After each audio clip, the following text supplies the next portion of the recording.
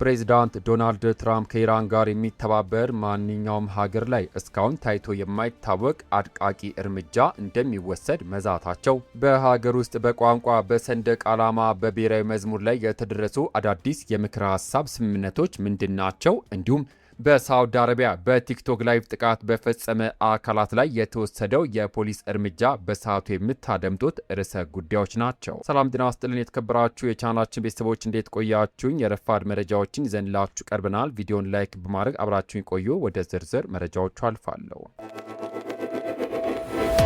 በቅድሚያም የትራምፕ የኢኮኖሚ ማስጠንቀቂያና የመካከለኛው ምስራቅ ውጥረት ወደ መጀመሪያው ሰበር መረጃ ስናልፍ ፕሬዚዳንት ዶናልድ ትራምፕ አሜሪካ ለኢራን እገዛ በሚያደርግ ወይም ከሀገሪቱ ጋር ግንኙነት በሚኖረው ማንኛውም አገር ላይ እጅግ ግዙፍ ኢኮኖሚያዊ መዘዝ የሚያመጣ እርምጃ እንደሚያስከትሉ አስጠነቀቁ።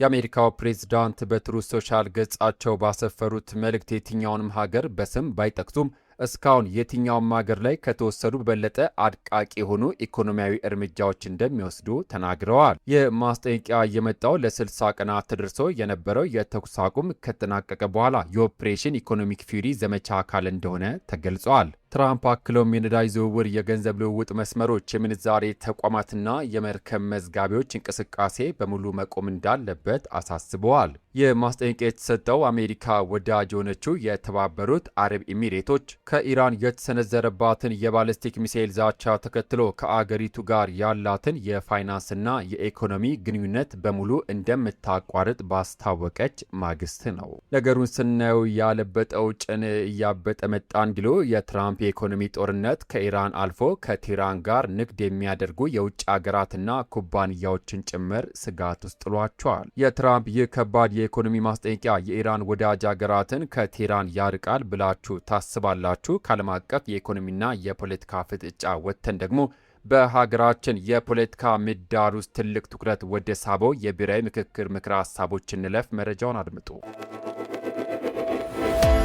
የቋንቋ የሰንደቅ ዓላማና የመዝሙር አዲስ የምክክር ውሳኔዎች። ወደ ሁለተኛው መረጃ ሳልፍ በሀገር ግንባር አጀንዳዎች ላይ የተደራጁ 8 ቡድኖች ያቀረቧቸውን ምክረ ሀሳቦች ያጣጣመው አዘጋጅ ቡድን ዛሬ ቃለ ጉባኤውን ለተመካካሪዎች አቅርበዋል። በቃለ ጉባኤው ከተካተቱ ዋና ዋና ነጥቦች መካከል ብሔራዊ ቋንቋ አሁን ባለንበት ነባራዊ ሁኔታ ብሔራዊ ቋንቋ አያስፈልገንም በሚለው ላይ ስምምነት ላይ የተደረሰም ሲሆን ለወደፊቱ ግን እንደ አስፈላጊነቱ ታይቶ ሊወሰን እንደሚችል ተመላክቷል። በሁለተኛነት የፌዴራል የስራ ቋንቋ አማርኛ፣ አፋን ኦሮሞ፣ ትግረኛ፣ አፋርኛና ሶማሊኛ የፌዴራል የስራ ቋንቋዎች እንዲሆኑ በተጨማሪም ጋሞኛ፣ ወላይትኛ፣ ሲዳምኛ፣ ጉራጊኛ፣ ከምባቲኛ፣ አገዊኛና ከፊቾ ደግሞ መስፈርት እየወጣላቸውና እንደ ተናጋሪው ብዛት እየተለየ ለወደፊት እንዲካተቱ አማራጭ ቀርበዋል። በሶስተኛነት ሰንደቅ ዓላማን በተመለከተ አሁን ያለው ሰንደቅ ዓላማ ይቀጥልና አርማው አካታች በሆነ መልኩ ለወደፊት በህዝብ ውሳኔ ይታይ የሚሉ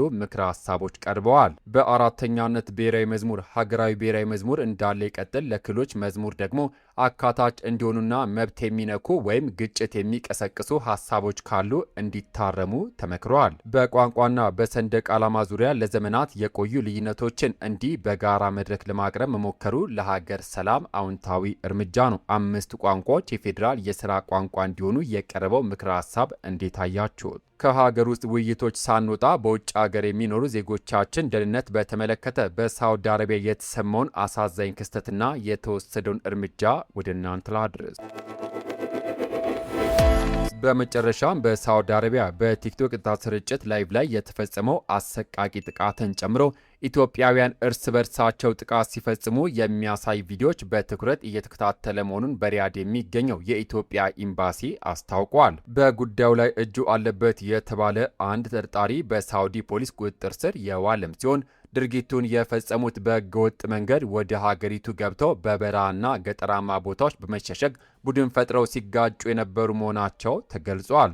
ኤምባሲው ከሳውዲ ጸጥታ አካላት ጋር በመሆን ሌሎችም ተሳታፊዎች ለህግ ለማቅረብ እየሰራ መሆኑን ገልጾ ህብረተሰቡ ማንኛውንም መረጃ ወይም ጥቆማ በመስጠት እንዲተባበር ጠይቋል። በሰው ሀገር ሆኖ እንዲህ ባለ አሳፋሪ ድርጊት የሀገርን ስም ማደፍረስና በዜጎች ላይ ጥቃት ማድረስ በሕግ ሊያስጠይቅ የሚገባ ድርጊት ነው። ክቡራትና ክቡራን የተከበራችሁ የዩቲዩብ ቻናል ቤተሰቦች ለሰዓቱ ያስኩላችሁ ሰበር መረጃ እነዚህ ነበሩ። መረጃው ጠቃሚ ሆኖ ካገኛችሁት ቪዲዮን ላይክ በማድረግና ለሌሎች እንዲደርስ ሼር ማድረጋችሁን እንዳትረሱ። አዳዲስ ወቅታዊ መረጃዎች በፍጥነት እንዲደርሷችሁ ደግሞ ቻናላችንን ሰብስክራይብ በማድረግ የደውል ምልክቷን ይጫኑ። ከሰዓታት በኋላ በሚሰማ በአዳዲስ መረጃ እስከምንገናኝ በያላችሁበት የዓለም ዳርቻ ቸር ቆዩ።